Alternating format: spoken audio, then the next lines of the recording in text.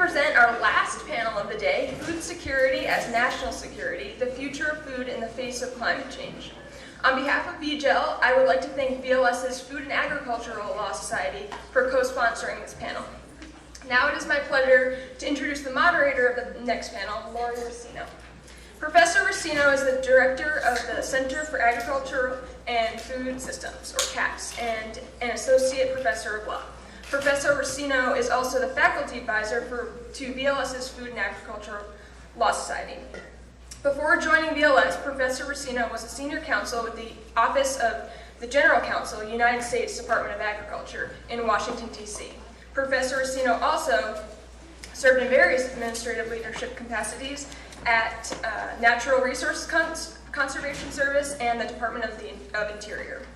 To learn a bit more about Professor Ristino's accomplishments and her background, please take a look at her bio in your programs. So without further ado, please join me in welcoming Laurie Ristino.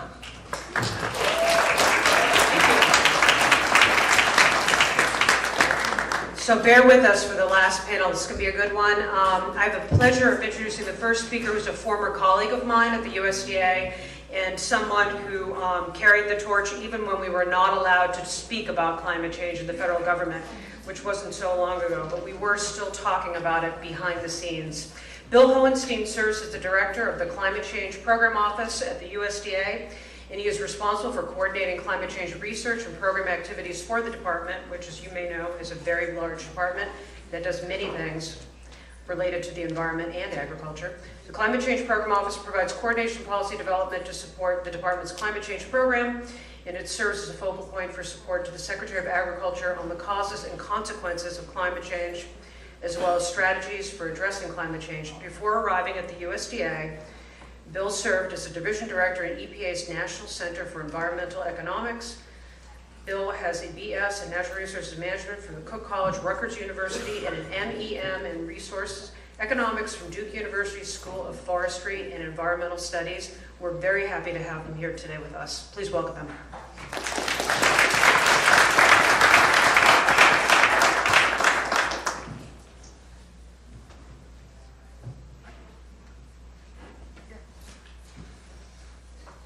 Great. Laurie, thanks for the introduction. I'll need to shorten that because I think it's taking away from my time. Again, I'm Bill Hohenstein. I'm the director of USDA's Climate Change Program. I've been at USDA for about 13 years, and before that I was at EPA. I don't often get to talk about food security. I talk quite a bit about the effects of climate change on agriculture and responses, but food security actually encompasses agriculture and a lot more. And so in some ways this is a brand new talk you're getting to hear from me, so we'll see how it goes. I do spend a lot of time talking to farmers and farm groups about climate change, and the first thing I tell them is the climate is changing, and in fact this is something that many of them already know. If you look back in time, human development and societies and agricultural systems have evolved in a very narrow band of temperature. And in fact, we're seeing pretty significant changes over the last century, and especially over the last few decades, that are altering farm practices. And farmers are responding. They're adapting to the changes they're seeing. In many ways, they're adapting reactively. They're reacting to the changes they're seeing. This is what we've seen so far, about a little over half a degree of warming since about the 1960s, a little over a degree C of warming over the last century. This is my Al Gore slide. This is where we're headed, or what we expect over the next century. And you know, obviously the magnitude of change jumps out at everyone, and that's important, and it's important for agricultural systems. There are other aspects of climate change which are equally important. What you don't immediately recognize is that the rate of change is accelerating, and that's critical to our adaptation responses. While farmers so far are doing a pretty good job of reacting to the changes they're seeing, we're seeing about 0.2 degrees centigrade warming per decade right now. By mid-next century, we can see 0.6 to 0.8 degrees of change per decade, and that's really going to put a stress on farmers as they try to adapt to the changes they're seeing. The other thing that's not readily apparent from this slide is that we also expect to see changes in variability, that we expect to see increases in the probabilities of extreme events, droughts and floods. And again, when you think about the impacts of climate change on agriculture, many of those effects are due to droughts, floods, extreme events. So when you examine the effects of climate change on various crops, it really comes down to tolerances. This slide in particular shows two alternative futures of sort of the end of the next century relative to today. A low emission scenario and a high emission scenario, where in the low emission scenario you do see increases in 100-degree days, those dreaded days of over 100-degree Fahrenheit. In the high emission scenario, you can see pretty significant regions of the country with 90 to 100 days of over 100 degrees. Just oppressive increases in temperature relative to what we see today. What we also see on this slide, the slide on the left, you're right, is that we, in addition to seeing the average temperatures shifting to the right, you see a broadening of that curve, which is really an increase in the probabilities of extreme events on both sides. You know, another way of looking at these extreme events is records. What kind of records do we set per year? Back in the 50s and 60s, we had about as many cold records as hot records across the country in a given year. By the 1990s, we were setting 1.3 times as many warm records as cold records. In the last decade, we have twice as many hot records as cold records, and over the last 3 years, that's gone from 0.23 to 0.27 to 2012, which is, in the US, the warmest year on record by almost a full degree. We had 4 times as many warming records broken as cold records. So now I'm going to get to the food security part of this discussion. The food security, if you look at the way FAO defines it, it includes 4 basic elements: availability, access, utilization, and stability. All of these are affected by climate change potentially. Availability is something that USDA spends a lot of time on. You know, can we increase production? Can we increase productivity? Access really deals with a number of variables, including the price of food, distribution systems. These, again, can be affected directly or indirectly by climate change.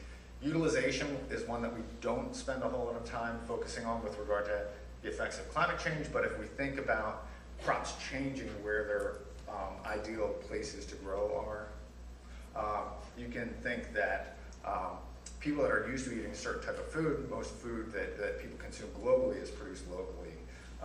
You can see issues with regard to utilization as people adapt to new foods that are going to be grown in the regions where they live.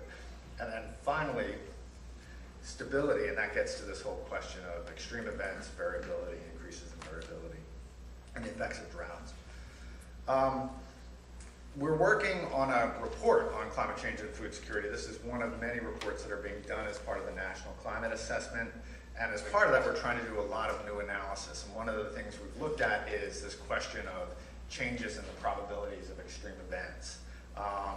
And we're doing work with the National Center for Atmospheric Research. They're doing lots of modeling runs for us. And in fact, I had a GIF of a lot of modeling data looking over the last century and projecting into the next century. And you can see, you know, these brown blobs and blue blobs that show up over the globe as we see projections of changes in the probability of drought. And it's easy as an analyst to just look at that as data or to look at it as graphs, but you know, when you look at those brown blobs, there's people under there. In fact, in this map, which shows parts of Asia, you can see in 2010, the blue areas over Pakistan were these extreme floods that I think were mentioned in the last session, where over 1.4 million acres of cropland were flooded, 1,600 people were killed, 10,000 cattle were lost. At the same time that was going on, in Russia, they were experiencing some of the worst droughts in their wheat region that they'd experienced, with over 20% of the wheat crop loss and fires, et cetera. And so, you know, it's important as we look at these things we're kind of bringing it back down to human terms, and we expect to see, as we put more energy into the climate system, the probability of these kinds of events, both increasing in frequency and in magnitude. USDA does a lot of work on climate change. In fact, we spend about $120 million each year on climate change research, and we're actually doing a pretty good job of understanding the effects on various crops. We're looking at things like corn and soybean, the major commodity crops, the effects of not just increases in temperature on average, but it turns out that for most commodity crops, there are some variables that are really central to their vulnerabilities. For corn, it's these high nighttime temperatures that we expect to see more of, and the effects of these high temperatures during critical phases during its development, like grain set or like pollination. And that's also true for rice. Soybeans, it turns out, is more adaptable to a wide range of changes, including water stress. And we saw that last year in the US with our drought, where the corn crop was affected more than the soybean crop. In addition to looking at these direct effects, we also look at indirect effects, the effects of climate change on weeds and insects and pests, with regard to fire. We look at a lot of the effects on grazing lands. And then we're also concerned about the effects on livestock production as well. The effect that it has on feed and forage, but also livestock, like people, don't like it when it's too hot. Maybe too hot. I'll give it to you. All right. All right, so let me whip through some of this. One of the take-home points of this is that, as I mentioned, farmers are adaptable. And in fact, we saw this in 2012, that one of the things that we're doing right now in USDA is we're doing a retrospective of last year's drought. What worked, what didn't, how did farmers fare across the country? And it turns out pretty consistently in regions that were affected by the drought, certain things worked. Farmers that had strong conservation practices in place, especially practices that enhance soils, were able to withstand the effects of drought better. The farmers pretty much across the board valued the information that was provided both by NOAA and by USDA. And so things like our drought early warning system, the drought monitor really made a difference. The crops that we're growing today, not even the drought tolerant crops, the ones that are genetically selected specifically for drought, but the general quality of the crops we're growing today are much better than even 20 or 30 years ago. And so if you look at the 2012 drought versus the 1988 drought, crops did much better in part because the crops are stronger. The quality of the crops are stronger. And then finally, farmers or crops where we did have a safety net in place through crop insurance. Those farmers did better than farmers that didn't. So the livestock producers that really don't have a crop insurance program under them really took an economic hit more than some of the commodity crop producers.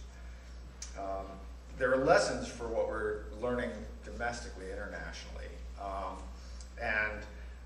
Certainly research and technology are really critical to adaptation responses. Conservation turns out to be important if we have improved water systems, if we can improve water utilization, if we can improve soil quality. Information is critical, drought early warning systems. Globally, things like there's a famine early warning system in Africa that's turning out to be quite important. And then maybe not finally, but it will have to be finally. There is this link between wealth and development and adaptation. Farmers in the US are much better positioned to deal with climate change than farmers in many regions of the world. And that's certainly going to be one of the points that comes out of our food security report. And in large part, that's due to the access to technology, the access to information, the resources to put in place these adaptation responses. And so why don't I stop there? I've got a whole lot more slides, but we'll continue on. You'll indulge the moderator. I will indulge the moderator. So thank you.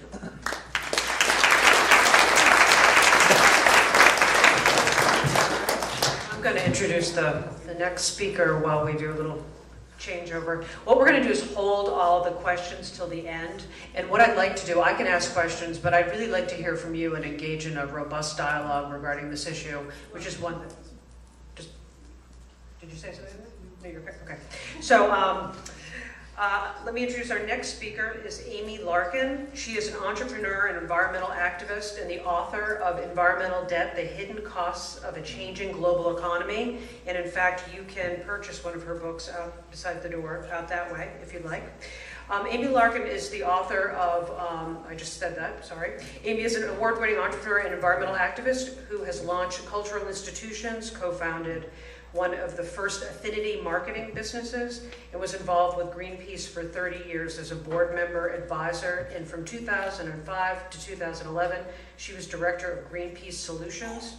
In 2010, Greenpeace Solutions worked with Consumer Goods Forum, a consortium of 400 companies, with $3 trillion in revenue to eliminate HFCs from all new equipment starting in 2015. This industry transformation will eliminate 1% to 2% of the world's greenhouse gas emissions over the next 30 years. And this work won the prestigious 2011 Roy Award from Harvard's Kennedy School of Government for public-private partnerships that protect natural resources. Through her consulting business, she has recently worked with the Agricultural Sustainability Institute of UC Davis, Greenpeace International, the Children's Investment Fund Foundation, and the Consumer Goods Forum. Ms. Larkin is also a regular contributor to The Guardian, Huffington Post, and CSR Wire.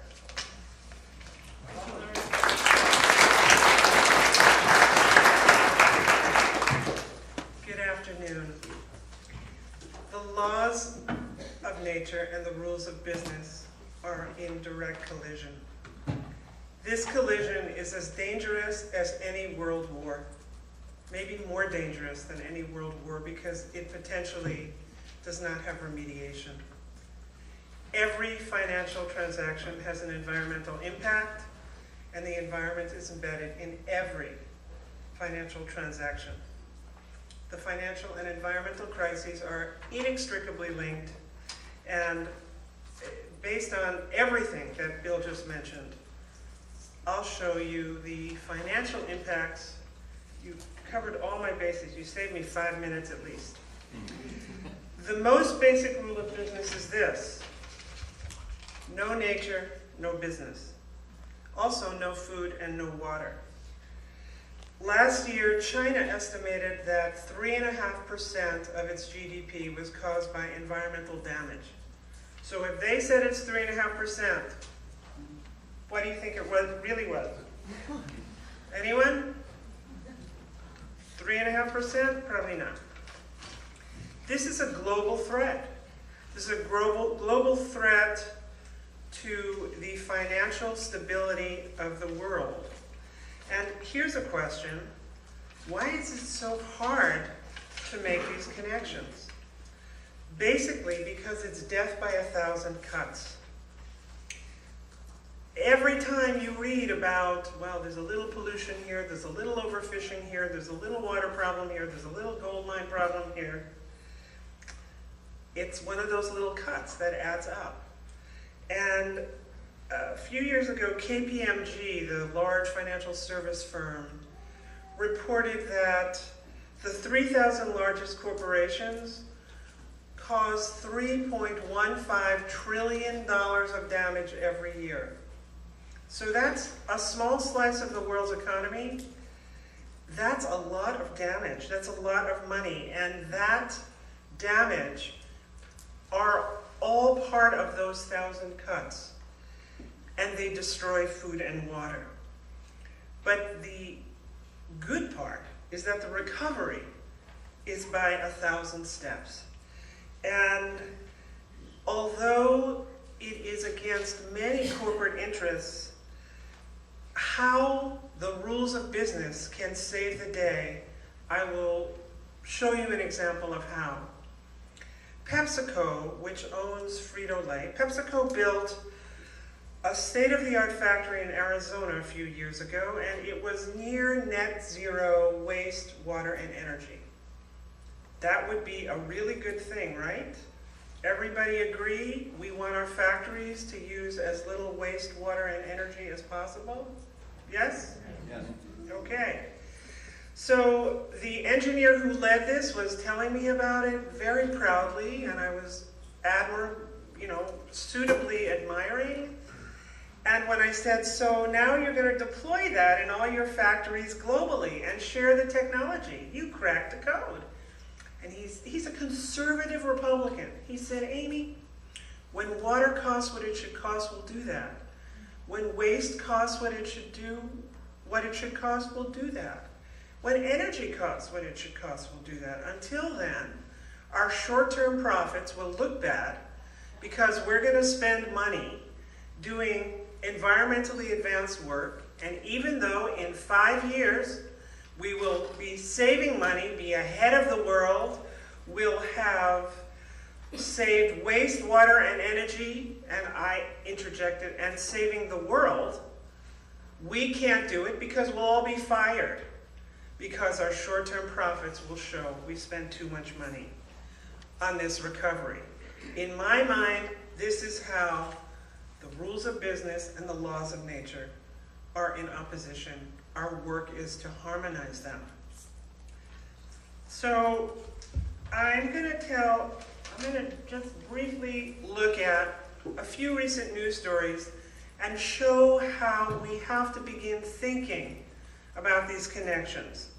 So connecting costs, markets, and risks. Well, some of you might, because you're at this school, may have heard recently about the potash market. Potash's primary use is in fertilizer.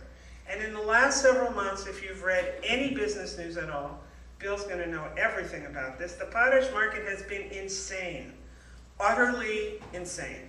And there's stories in Bloomberg about Russian oligarchs and, prostitutes. It's a crazy, crazy story. And the interesting thing is that in every one of these news stories, not once do they mention the issue of fertilizer, which is that it is one of the primary causes of the dead zones in the world seas. So so while all these news stories are talking about the turmoil in the potash market, they are not mentioning the greatest threat to the potash market is that every company that makes fertilizer is now trying to reconstitute its fertilizer ingredients so that it does not include the nitrogen and phosphorus, which is causing these dead zones. Does everyone know about these dead zones? Yes, because we're at Vermont Law School. Right, okay. These dead zones not only jeopardize the world's oceans, they jeopardize the survival of our stability, civility, security, and food and water. So that's also a case where the rules of business and the laws of nature are not working together, because who is paying for these dead zones? Not the fertilizer companies, not the farmers, not us who consume cheap produce because we demand it as perhaps short-term foolhardy consumers. Here's another story. This is my least favorite story in the last few years. Everybody knows about the 15,000 dead pigs in Shanghai's water supply? Yes. So that caused a huge uproar in China and caused this tremendous increase in saran wrap, plastic wrap, because food safety was such a huge issue in China. So, and again, lots and lots of business stories about Dow Chemical, who sells this saran wrap, plastic wrap, their market went from like 0 in China to 80 million in 3 months following the pig episode. And isn't that great? It's all about this new, and every one of these news stories did not mention that the other subsidiary of Dow, Dow Agro, made the bloody fertilizers and pesticides that caused the pigs to die. So that's a truly holistic circle that is not healthy. So Bill talked about this, extreme weather is the new normal, but just adding on, I also want to talk about those floods in Pakistan and the fires in Ukraine. In addition to all the things that Bill mentioned they do, here's what they also do. If you are a company and you produce anything with wheat, when 20% of the Ukraine's wheat is wiped out, your prices go up. So your profit and loss projections stink. If you are a company that makes pizza or pasta and you need the wheat, if you make pajamas from the floods in Pakistan where 10% of the world's cotton comes, you cannot predict the price of your product. So business is way ahead of government in understanding, I'm screwed. I can't make a reliable profit and loss, which means I'm going to lose my job, my company's going to go bankrupt, Wall Street's going to hate me, my stock's going to go down, and I am in trouble. This is, okay. So just the competition between food, water, energy, there is a huge threat, not just over there, in the southwest US, where there is tremendous agriculture and also no water. And, okay, I'm just gonna, as you can see here, it says India chose water over food because the competition for water, for energy, and food is basic and crucial, and the reason why I hope biofuels do not become the center of anyone's green energy policy. And I guess I'm going to rush to, do not despair. First of all, there are many companies who are actively looking to change the rules so they can do more sustainable agriculture and better business overall. So waste is a terrible thing to waste. There are fantastic efforts underway. I'm sure many of you know them. In your own backyard, you have a company that is transforming crop waste in Africa to create off-grid electrification. Fish poop is becoming fertilizer. Lots and lots of cities, even my New York City, are moving to incorporate composting. Well, other cities are way ahead of my city, whatever. Fertilizer is hopefully going to be replaced by many things. Perennial polyculture, cover crops which replenish soil, prevent erosion, and perhaps most importantly, absorb water runoff. Imagine no more dead zones. And the last thing I know is just that, and you really know this here, the young farmers in Vermont and everywhere else, including Brooklyn, are, I think, the most exciting movement. You've got a lot of them here, and I hope you all buy your produce from now. I know you do. And I just think that we can make these changes by the strangest way, by transforming business rules so that business can make money growing food in ways that serve the future. Thank you.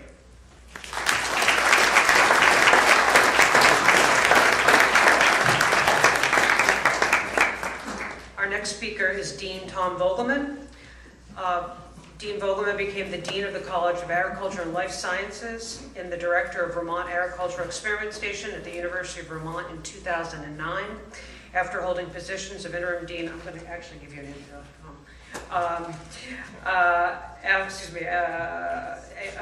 After holding positions of interim dean from 2008 and professor and chair of the Department of Plant Biology from 2002, a graduate of Syracuse University where he got his PhD, Washington State University where he got his Master's of Science, and the University of Vermont where he got his BS. Dr. Vogelmann worked for 18 years at the University of Wyoming where he attained the rank of Professor of Botany and served as the interim chair of the Department of Botany. He also served as a visiting professor at the University of Lund in Lund, Sweden, and a visiting research fellow at the Australian National University in Canberra, Australia. Dr. Vogelmann has received numerous awards and other recognitions for his teaching, research and service, including the Robertson Lecture for Outstanding Contributions to Plant Physiology, conferred by the Australian and New Zealand Societies of Plant Physiology. Dr. Vogelmann specializes in plant physiology and has published more than 80 scientific papers in refereed journals, books, and technical proceedings on the photosynthesis and plant growth and development. He has a distinguished career as an accomplished researcher, educator, and administrator, and he is a wonderful partner of the Center for Agriculture and Food Systems. Dean Vogelmann.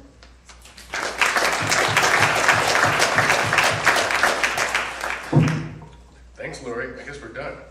Just getting started, Tom. Well, I must say, it's a real pleasure to be here. This has been a fascinating day for me to hear from people who I normally don't get to listen to. And I had a student in my office yesterday and said, "What does a dean do?" And I must say, I had to kind of think about it. But it does vary with what we're talking about today, because it's an office in which you cross paths with a lot of people from different backgrounds: students, faculty, government officials, general public, the legislature, and on the list goes. Which is to say that I get a lot of friendly advice on how to do my job. So what I thought I'd do is present a view from a small land grant. My view is not much different than my fellow Decano colleagues at other land grants across New England. We're all scientists, we tend to think alike. And so when talking with the public, really what we're talking about with respect to agriculture and the challenges that face us, they're not new from the standpoint of the topics. Labor, capital, sustainability issues, they've always been there. However, the challenges of the next couple decades are magnitudes. So in terms of thinking about climate change and impacts, potential impacts for the region, we're tracking the most aggressive CO2 emission scenario that has been developed. And so I don't see any reason as a dean to alter my planning right now. We tend to look into the crystal ball quite a bit. We try to predict what it's going to be like 10, 20, and 30 years down the road. So I simply use the data as we have it now, which is a very aggressive CO2 emission. And so with respect to Vermont, what do we expect to happen based upon this very aggressive CO2 emission scenario? Unless we rewire the energy budget of the planet, we're going to see some fairly substantial warming. By the middle part of this next century, we'll have a climate similar to Indiana or Ohio. And then by the end of the decade, unless we do some rather drastic things, we're going to have a climate similar to Georgia or Alabama. So in terms of thinking of the kinds of crops that we can grow here, you just simply get on the Georgia Agricultural Experiment Station website and say, what do you grow down there? And it's things like peanuts, cotton, pecans, lots of peaches. Well, we grow peaches in Vermont already, not when I was growing up as a kid. Kiwis, and possibly citrus. And when I tell this to the public, they look at me like I have two heads. And so I said, well, you know, it could go the other way if a bunch of volcanoes go off. And, you know, would you be more comfortable with the scenario where we're chilling? At the same rate, end of the decade, you'll be growing ice cubes. Okay? So I mean, we're really talking about phenomenal magnitudes in terms of the changes that are happening. And with respect to the deniers, you know, we've broken through that ceiling. We've moved on from the conversations of, is it happening? And my favorite plot is shown here. It's data from Lake Champlain, something we can all relate to. The record goes back to the early 1800s, and the blue lines show you dates of ice in and dates of ice out. The triangles on the x-axis show the years in which the lake did not freeze. Climate change is here. It happened several decades ago. Let's move on with the conversation. So you bust past a lot of the ideological barriers by simply making this simple statement, which I borrowed from a colleague at Cornell University. Being prepared just makes good business sense. And that opens the door for all kinds of very constructive conversations. Now you add to the mix some other minor details, this whole thing about planetary population growth and the peaking of planet population, maybe around 2050. The fact that the percentage of farmers in America is decreasing, it's an all-time low, a few percent now. I'm glad that you brought up this whole issue about fertilizer, because the market's it is going crazy. Nitrogen is an essential nutrient for plant growth. You make it from natural gas. At That's expensive stuff. The higher the energy prices, the more expensive the nitrogen. You already heard about potash, K, that's another essential nutrient. And what people don't hear a lot about is phosphorus. We have too much of it in this state, so we tend to think it's bad stuff. But it's one of the nutrients that limits plant growth on this planet. And there's one country that controls now 90% of the phosphate reserves. Anybody know? Morocco. And we're talking about something, you've all heard peak oil, we're now talking about peak phosphorus. And so there are a whole bunch of lines that are coming together out there. And at the same time, for the rest of the good news is the university budgets are getting squeezed across the world. R&D money for agriculture has been pretty flat for the last couple of decades. And the reason being is our food is very, very cheap. The average family spends about 10% of their income on food. That's a remarkably low figure across the planet. Funding for other research agencies are all stacked up here, and you get this off the AAAS website, but they're also being pretty much flat funded now as well. At the same time, appropriations to universities from state governments, you can see the trend here. States are giving less and less money to their university systems, and consequently, you have to pay the bill somehow, so tuition is increasing. And we've reached a point now where a lot of American families can't afford to send their kids to school. So, that's the not so good news, but the good news is soaring enrollment in ag schools across the country. New records, and this bar graph in the upper right-hand corner shows enrollments in my college, and if I were a company, you'd buy stock in me, right? Okay, for this year, we've hit 1,305 students. It's a record enrollment. So the good news is young students, young people are very interested in the future, and they see agriculture as being part of it. However, in order to make the next transition, we're going to either have to renew our funding base for our university system, or we're going to have to think of new paradigms to get the job done. At the same time, we know the U.S. food culture is changing. We have a marvelous renaissance for local foods, diversity of produce, and on and on and on. And Vermont is sort of at the center of this revolution. However, across the nation, we're not doing so well with the fact that we have cheap, empty calories that make us sick. It's kind of a paradox. Lots of food, but not doing us too much in the corner of good health. And at the same time, a lot of, I would say, lack of confidence and mistrust in agriculture, the companies that are responsible for making agricultural produce. And this is, again, worldwide. So, the big opportunity for all colleges and universities is the fact that we're in the business of training human capital. And being a scientist, maybe you're going to expect that I'm going to tell you that the solutions for the future are technological. I don't believe so. It's going to be social, political, and legal. And that gives us a fighting chance. It's a marvelous opportunity to work with students and then send them out because this is going to be their problem. At the same time, where else do we have the opportunity to hire people like faculty who basically are going to be in that job for 30 to 40 years, which means you can do strategic hires to sort of plan for the next 20 years out. And this is something that the ag deans up and down across the East Coast are constantly thinking about. Who do we need to hire to solve the challenges moving forward? And we can't do this in a vacuum, okay? Universities sometimes have been viewed as ivory towers. The solution to the future is partner or perish. That means we need to work more closely with all these other groups, businesses, communities, government, NGOs. No one group can do it alone.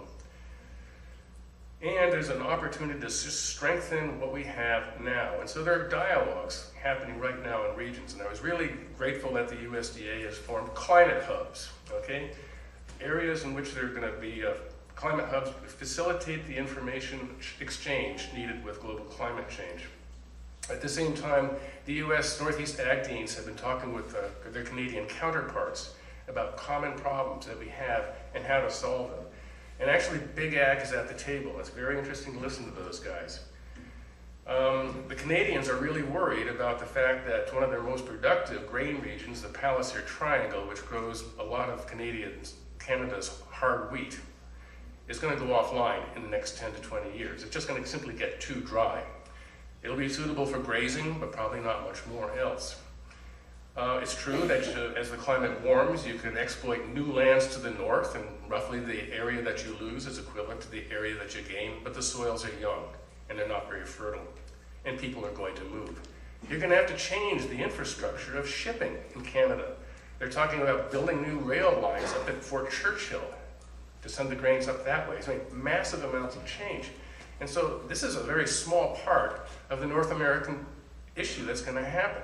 I mean, I'm looking for a good predictive picture of what's going to happen to the Midwest. I haven't found it yet, but if all that stuff is happening up in Canada, there's going to be a lot of change. And so I need to talk about what's happening regionally, but we can't uncouple what's going to happen in Vermont, what's going to happen across the United States and Canada. With warming, do we really expect that Central Valley is going to be able to grow all those vegetables when there's no snowpack in the Sierras? I mean, we're talking about some fairly substantial changes happening, and they're going to happen relatively quickly. So the issues to talk about in terms of science and what science can look at, there are a lot of lists. And here's a list of very good ones. Water is going to be key. If I'm going to identify two things that we need to focus on as a group in this room, it's going to be water and soil health.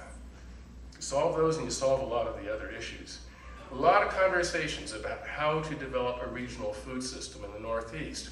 We're making progress. However, we need to recognize the fact that it's an on-time food delivery system.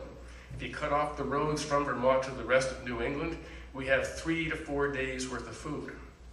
So if we're going to become more sustainable and build resilience into our food economy, we've got a long ways to go. But we have Farm to Plate and a lot of other really good people working on it, so we're making progress. And finally, the shown challenge is that, as we all know, the globe is highly connected. How much independence is possible, given that the shipping systems work pretty well, the commodity system is fairly efficient? So if we're going to do local foods, we've got to figure out how it's going to connect with the global system. And I'll just end with this slide. I think there's probably going to be an optimum balance between what we can do locally and what we're going to need to depend upon the globe for. Coffee, for example. But there's going to be a lot of room for creativity and a lot of solutions. So bottom line, I think we can do it. Keywords: human capital and partnership. Thank you.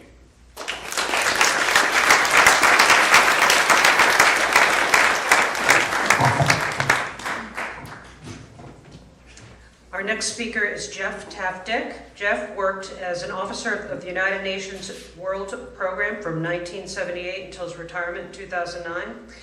He served WFP in 5 countries in Africa and 3 countries in Asia over his 31-year career, as well as carrying out a 3-year tour at WFP headquarters in Rome from 1993 to 96, where he was a senior desk officer for Afghanistan. During his career, he worked in increasingly responsible positions, which led to his serving as country director in Chad, Pakistan, Sri Lanka, and Niger.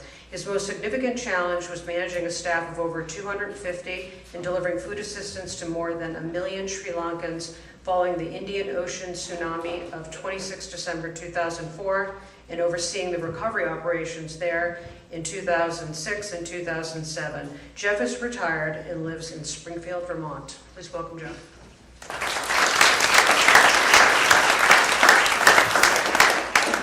Thank you, Laurie. Are there rising temperatures in here, or is it just me? I don't know, maybe. I'd like to thank Molly for seeing that I was able to participate and attend today, and those who organized this excellent seminar. I've enjoyed it from the early morning. As Laurie said, I was with the WFP for over 31 years, and mainly in Africa and Asia, so I've been dealing with issues of food security, especially household food security, head-on during that time. For those of you who may not be aware of the World Food Program, WFP is the world's largest humanitarian agency fighting hunger worldwide. In 2012, WFP reached more than 97 million people in 80 countries with food assistance. WFP over the years has developed sophisticated early warning techniques in order to assess the need for food and nutritional support. This means that WFP assistance is targeted to the poorest and the most malnourished people. As we've heard earlier today on many occasions, the latest ITCZ report on the physical science of climate change reaffirmed that extreme events such as heat waves, droughts, and floods will very likely become more intense and more frequent by the end of this century. These findings reassert the concerns towards the impact of climate change to vulnerable, food insecure households, their livelihoods, and agricultural productivity.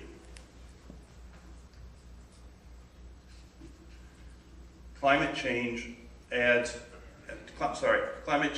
as a multiplier of existing threats to food security, hunger, and malnutrition. The potential for intensifying conflicts over even more scarce resources will likely lead to new humanitarian crises, as well as increasing urbanization, migration, and displacement, as we also dealt with today. WFP approaches climate change from the point of view of the impact on hunger and undernutrition, in line with our strategic objective number 3, which is to reduce risk and enable people, communities, and countries to meet their own food and nutrition needs. This slide shows a correlation between food insecurity and climate change, where you can see that the map features an index of hunger and climate vulnerability, which has been developed, as well as the locations around the globe of the undernourished. Should I be hitting this one up here? Or? This one here. You go. Sorry. Okay. In 2012, WFP supported operations in over 80 countries and supported disaster risk reduction and climate change activities in almost all of them. When I joined WFP in 1978, 80% of our resources, our food, was going to development projects in developing countries. When I retired a few years ago, that had flip-flopped to being more like 15 to 20% of long-term development activities and programs versus 80%, more or less 80% of responding to natural disasters, humanitarian crises. From my own experience, recent experience with WFP, where we had examples of the convergence of food security and national security. I was in Sri Lanka at the time of the tsunami, and there the internal conflict between the government and the Tamils in the north meant that there were certain food blockades and other blockades that prevented the Tamils from getting the nourishing foods that they needed, as well as many other things. And we did nutrition surveys which showed that malnutrition levels were 3 times higher in children in the north than they were in the rest of the country. And so there is a political implication of food security as well, and national security. In Niger, going back to the previous drought, not 2012, but 2005, the president at that time had been elected because he convinced the population in 2000 that his the office holder was not seeing that people were properly fed and were food secure, and so he was able to win the presidency. So 5 years later, of course, he was in complete denial that there was a drought and that this was all being created by the international organizations and the NGOs to work up some business. And he almost wanted to prevent interventions, humanitarian assistance interventions of food and other things. Key entry points for WFP and climate change are developing emergency preparedness and response to manage the impacts of these climate extremes. Building resilience to support adaptation. This includes asset creation, which we used to do 30 years ago, calling it food for work, but now we pay more attention to the assets that are created that can help reduce risk of future shocks. And also analysis of climate risks and food security. Some of the issues are higher frequency and intensity of extreme weather, long-term degradation and changes, And I would like to mention here that, as has already been mentioned today, but that the degradation in the fragile countries that we've mentioned earlier today,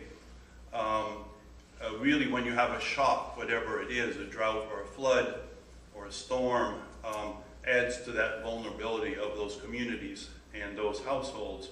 And so you have a long-term degradation of soil, of deforestation, and then you add on these shocks that are created now by the more extreme changes in weather patterns and climate. And then changes in seasonal patterns affecting livelihood activities, income sources, and food sources. Almost half of WFP protracted relief and recovery operations have a climate change or disaster risk reduction component. This has evolved quite rapidly over the last 10 to 15 years, I might say. We've done a lot of vulnerability mapping to try to identify in the countries where we work, where are the most vulnerable populations, and then try to focus our assistance on those. And now we're doing the same thing with the risk assessments in order to try to be in a position to intervene when necessary. Activities in support of preparedness and response include early warning, as has been mentioned, hazard analysis and monitoring, and pre-positioning of food. Here's an example of using some technology and weather data. This is the intertropical convergence zone across the Sahel, and including the Darfur region and Chad and so forth. And it provides 7-day precipitation data used to plan logistical operations. And so all of this data is helpful in knowing when you have to move food to pre-position or to respond or get food to the IDP camps that have been affected there. There are other forms of early warning and information systems. FSO is a food security outlook. This takes into consideration climate and other data to project food security conditions 6 months in advance. These are being used, they've been used for years and years in the Sahel, and this map shows the Horn of Africa, I don't recognize the other place right now, maybe somebody out there does. And a lot of these efforts have been joint efforts over the last 15 to 20 years with FAO, FuseNet, which is a USAID, I believe, funded famine early warning system network, UNICEF, and others. And a number of NGOs are doing more in this area as well. We need to build resilience. 2/3 of our long-term operations, these are our country programs, have a climate change or disaster risk reduction component. Activities in support of building resilience include innovation in risk management and transfer, such as weather index insurance, which is something fairly new of recent years, where you can use proxy data for rainfall, livestock fatalities, in order to know how to pay out insurance to the farmers. I'm going to go quickly through these, but with regard to building resilience, now here we're talking mainly at the household level. Typically, in order to meet your livelihood needs and food needs, you have seasonal patterns where you have maybe one harvest a year, and have to rely on those food stocks until the following harvest. And if you have a good year and the weather's good, you can barely get by. There's often a lean season before the next harvest, which is really rough. So with no shortages in a good year, but you still have very little margin. When it comes to having a major weather event like a major drought or any other kind of major shock, it has long-lasting effects on that household food security. And those households, as you can understand, have to adopt some kind of coping mechanisms. So they reduce the quality or the quantity of the meals. Maybe the children drop out of school. There's land degradation as a result, and this overall has a declining impact and increasing impoverishment and loss of assets and capacity. Under the adaptation programs, we try to integrate climate services into social protection and safety nets, protecting people from falling into destitution, promoting asset, and therefore, if you see at the end of this slide, if there is a shock like a drought, households will be more stable and able to weather, so to speak, that particular climate event. Here's just an example of climate risk analysis. I won't go into the details, but obviously it's to target areas for possible interventions on reducing risk due to climate change, and it uses a number of variables of food insecurity, acute malnutrition to target these areas. WFP prioritizes adaptation in places where food insecurity, poverty, vulnerability, and climate risk intersect. We now implement many of the programs of the Adaptation Fund, and activities carried out under such projects include asset creation, as I mentioned earlier, enhanced natural resource management, rehabilitation of degraded environments. In terms of challenges, this is my last one, increasing impact of extreme weather events due to higher intensity, but also linked other exacerbating factors, limited resources. I think Kate or somebody earlier talked about donor fatigue is one issue as well. Understanding climate impacts on livelihoods and food security beyond changes in crop production.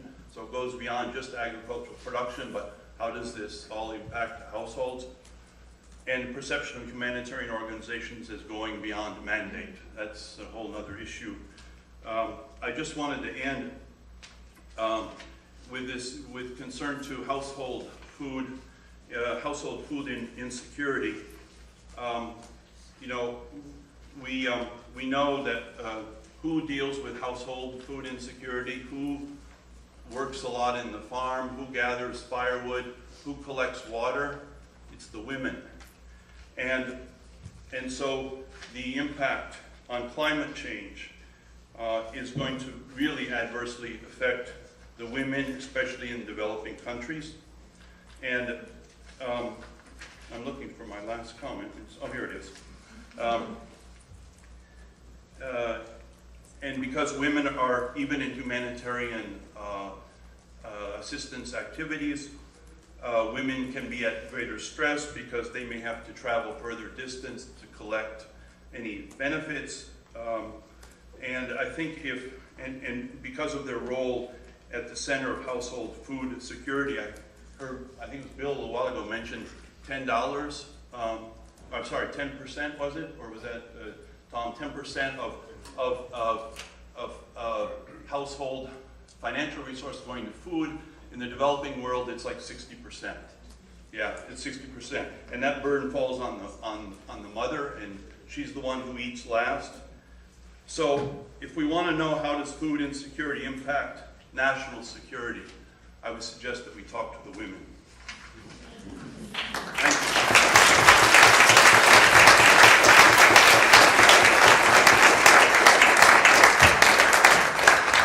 I'd like to open it up for questions, and if you have one, if you could walk up to the microphone, please.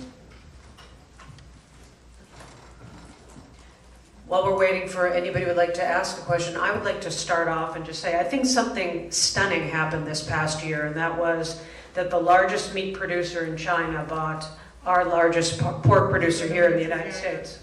And I was wondering, and it rose to the level of a national security issue. It was actually examined by the special committee that's set up between Treasury and DOD and several other agencies. And I'm wondering if you could comment on that, anyone on the panel?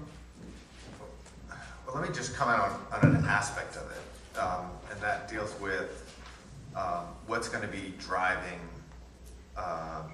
demand for food over the next 50 years. Part of this is going to be population.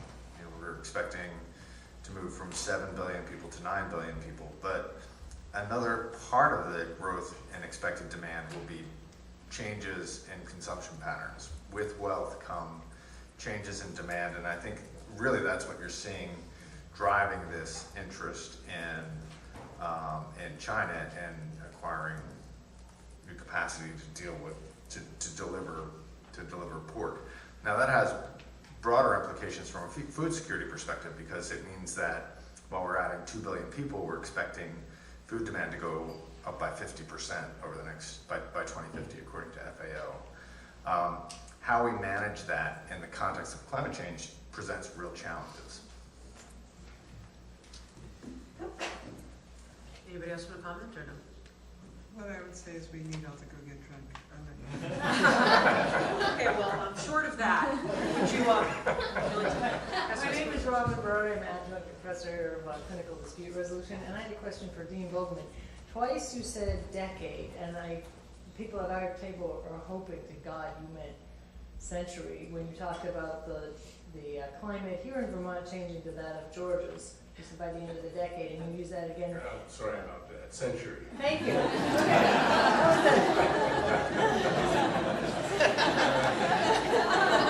I was checking to see if you were listening.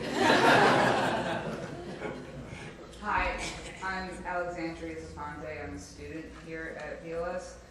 I have a question about what kind of future policy changes in international law are there going to be that will protect local food systems where, as we're seeing with the Smithfield purchase, more and more conglomerates are joining together major food systems into one system where it's so easy for something to go wrong. And, people don't have the food security that they should have, especially when they can grow food outside of their home, but they are forced to import it. What kind of changes in international law do you think there will be, if any? Well, I think that, first of all, it's a great question. And the issue of the decentralization of food systems, the decentralization of energy systems as being safer than one big nuclear power plant, one big monoculture food farm system. I think that, oddly, the biggest change I think that will save us is in the accounting issues, the business rules that charge businesses for the damages they incur. I don't know if people know what externalities is in economics. This is, of course, it's not from our law school. Okay, so until those externalities are incorporated into the price of everything we buy, we are living in delusion land. And once you do that, it becomes an easier choice as for consumers and for businesses. And the other really weird thing, I know this is weird, but the largest consumer of organic, many things, cotton, milk, is, do you know who it is?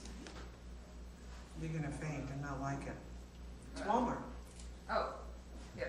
Yeah, and they spend $1 billion a year committed to buying from local farmers at premium prices.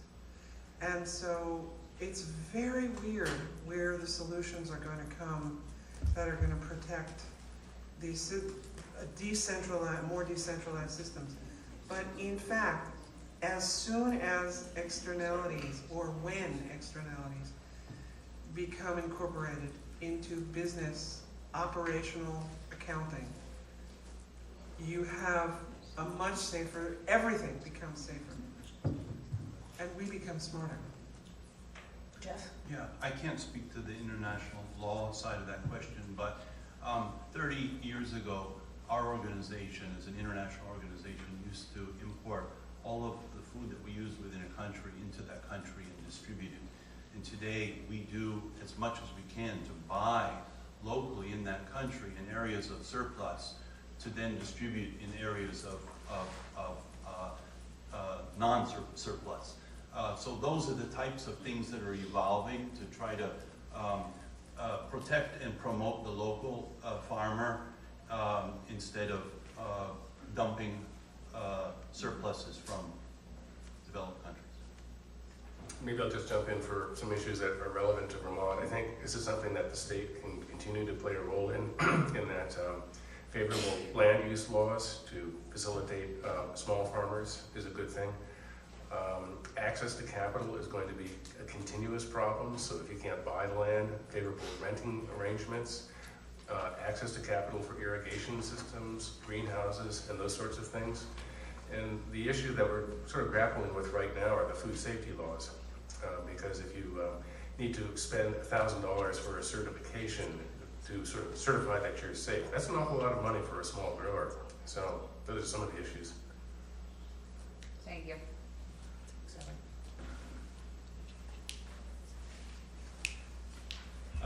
My name is Tom Paris. I'm Vice President of a small consulting firm, My Sciences. Do a lot of work on environmental security and corporate risk. And I guess my question is about random risk versus correlated risk. So our management structure is all like the stock market. We think it's random noise.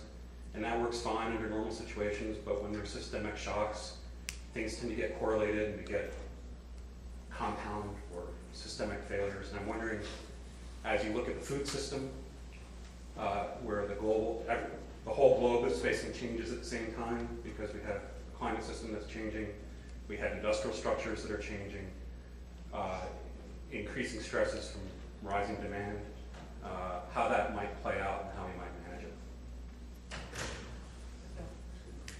Yeah, that's a great question, and I don't want to sound like too much of a downer here, but it's something we have not done a great job of when we've looked at the implications of climate change on agriculture and food systems. There's it's sort of it's not a running joke, but it's there's an analyst at our Economic Research Service who studies climate change and its effects on agricultural systems, and she is frustrated and concerned because almost all of the economic modeling we've done of the effects of climate change on agriculture has used an assumption that she calls well-behaved climate change. That we focus on the average changes, 2 degrees of warming, 10% reduction in precipitation, and we take these average changes in the climate system, we apply them to our growth and productivity models, we apply those changes to our economic models, and we try to assess what the impacts are going to be on economic systems. And what we're finding is, and I think I tried to get at that point, is that the effects, especially the more immediate effects that we're going to see of climate change, are going to be around the extremes. And there, I think, there may be some random changes, but there are going to be effects that are correlated. Another concern that we have is that the demand for food tends to be inelastic. If you have an oversupply of food, you have low prices because people have enough and there's more than enough to go around. But when you start having shortages, you start to see big spikes in prices. And so the difference between having a little bit of an oversupply and a little bit of an undersupply on prices is pretty dramatic because of how inelastic demand is. And that has implications for policy because you could kind of use that characteristic to say, hey, there's a role for intervention to ensure that you don't get undersupply because there are such negative consequences from it. I also think that goes back to the title, I believe, of today's entire symposium, which is on climate change as a security threat. And I think that we all know, we could all really tell very bad potential scenarios. I'm sure many people in the audience could also. And we are babes in the woods. We are, absolutely unprepared for what can happen with severe water shortages for 1 billion people here, 1 billion people there.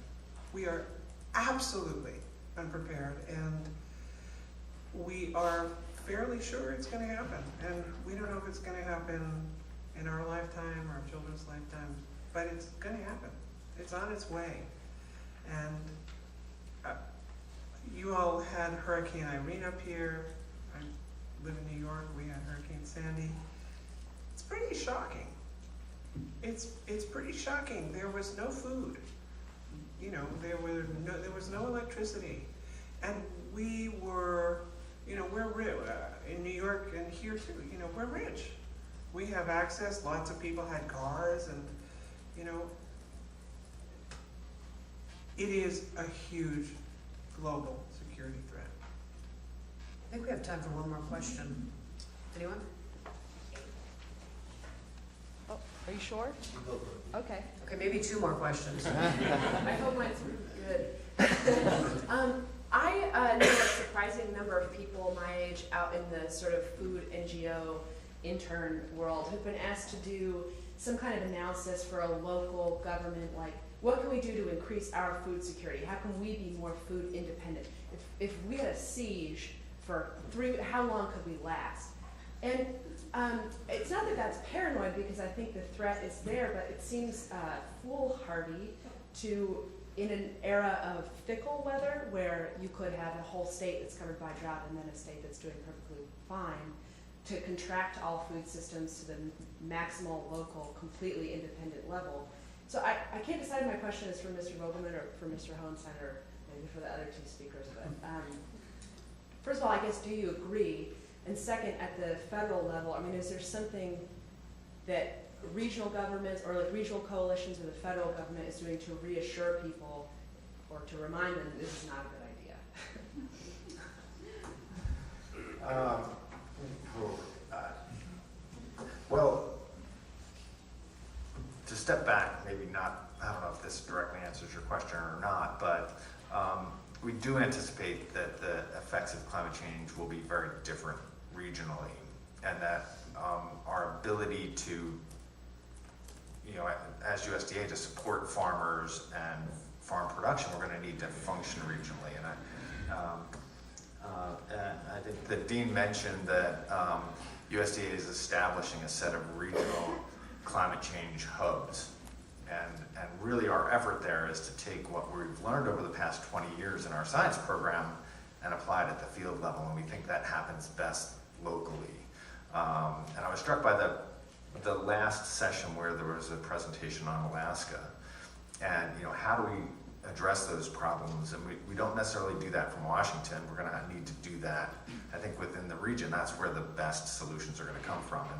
And so when USDA is looking to position ourselves to support farmers as we're dealing with these challenges, we're trying to integrate climate change into our programs. We're trying to educate our extension agents, our state conservationists, the folks in state forestry about the risks of climate change and what can be done about it. And so there is going to be a need to act locally and regionally, and in fact that's part of our strategy. I don't know if that directly answers all of your question though. Dean Vogelmann, do you have anything to add? It would be indeed a challenge to be completely self-sufficient in Vermont. So I think the answer is let's partner with our neighbors. Any last words from the audience? Yes? Last question? Please. My name's Abe Collins. I'm a cattle grazer and I'm a soil and water guy. And I think it's so great that national security ends with food security, because we tend to think about the impacts of climate change on food security. But Amy, in your presentation, you had a slide of a stout gentleman in overalls. Yeah, David Brandt. he's my hero. He's increasing organic matter a third to 1% per year. And what that nugget holds is a possibility of reducing flooding and drought and wildfire, increasing food security, and even drawing down atmospheric CO2 levels eventually.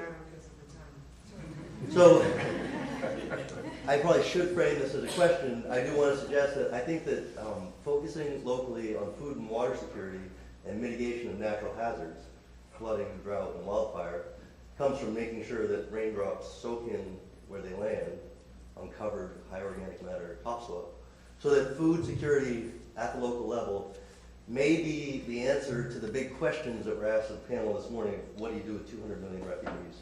Which I didn't envy them. That, and I'd ask for any further insight from this group about that. Anyone? Well, I certainly do. I tried to mention that as well, that you know, when we're looking at how to build resilience in agriculture, improving soil health and improving water use efficiency are really keys to that. We've got an initiative we're developing, a global initiative with the World Bank and with partners in South Africa and the Netherlands called Climate Smart Agriculture.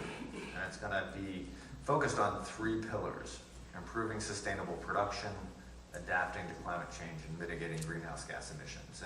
And really working with countries on all 3 of these aspects of climate change and agriculture simultaneously, because recognizing that agriculture is going to look very different in most developing countries 20, 30, 40 years from now than it does today. And there's an opportunity to learn from the US experience to find what works, what sustainable systems work that can improve productivity while sequestering carbon and building resilience, and translating that to other countries' systems. And we're going to be working with the World Bank. It's I think, an exciting time for this.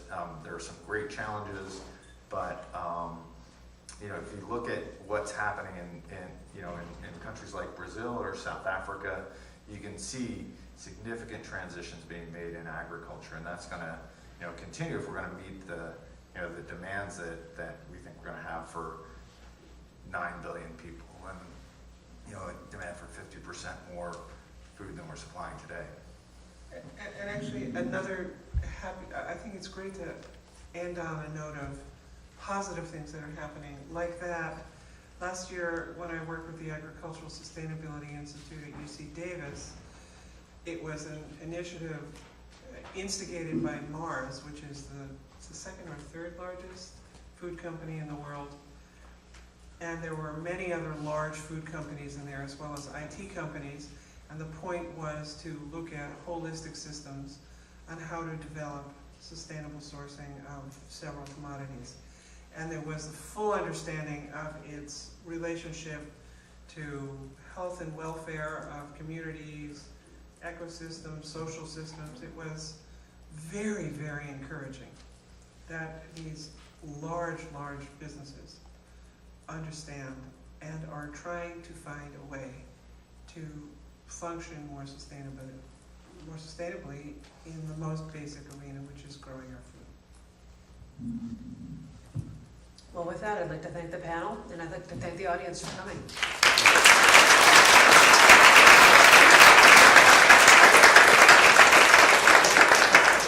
Ristino, thank you. Panelists, thank you. Before we before we end today and head over to the reception, I would like to introduce the leading force and continuing inspiration for today's symposium, Molly Gray. I think we can all agree that today has been a fantastic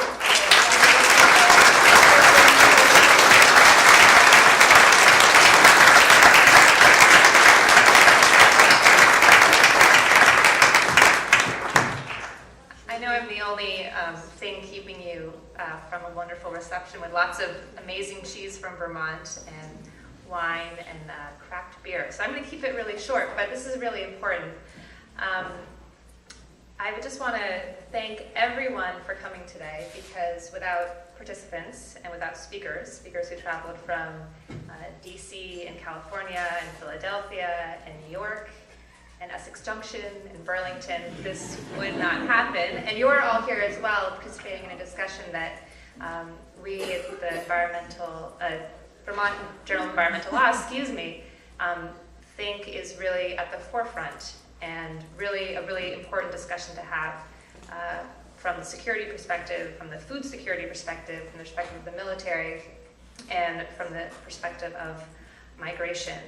I'd just like to say a few thank yous before I leave you with this parting image. I'd like to thank the technology department here, because without them we wouldn't have sound or images and a lot of other things. Also buildings and grounds, because we wouldn't have chairs and tables. Without Kathy McCullough, we wouldn't have a room.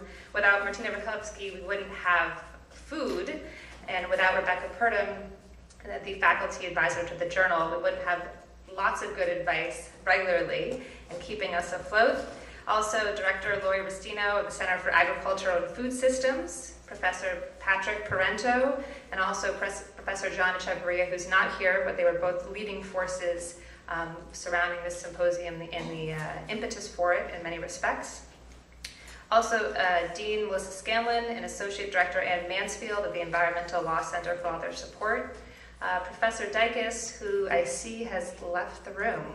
But if you weren't here this morning, you didn't hear Dean Mahali say that he has really been at the forefront of this issue for more than a decade and was a huge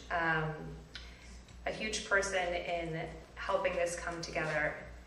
So I want to leave you with a slide, another slide. I'm not really a scientist. Actually, I'm not a scientist at all, and I'm not even a lawyer yet. So just bear with me as I try to explain this. Earlier this month, the very well-respected journal Nature published an article that looked at a variance in climate temperature, or climate change in temperatures from 1860 to 2005. And they basically figured out kind of what was the mean temperature for that time period, and then using a lot of science and reports, came up with a prediction as to when certain parts of the world would kind of reach the point of no return, a point where they are no longer in that variance of what was then normal or what was precedented temperature. And today we've talked a lot about the point of no return, that we're really at a new point, a transitioning point. So what is this? What we're looking at basically is that if you're in Reykjavik, you have till 2066 until you reach the point of no return. If you're in Tokyo, maybe you have till 2041. If you're in Orlando or Mexico City or maybe even Washington, D.C., you have until 2029. And what this report also said was that, well, we don't really know. It could be off by 14 years in either direction. So with that said, if you do the math, we look forward to seeing you next year. We don't really know what next year will bring, but we hope you take everything with you from the panelists today. We've had so many incredible experts speaking, and remember the Vermont Journal of Environmental Law and the symposium, and do something. So thank you, and enjoy, and safe drives home.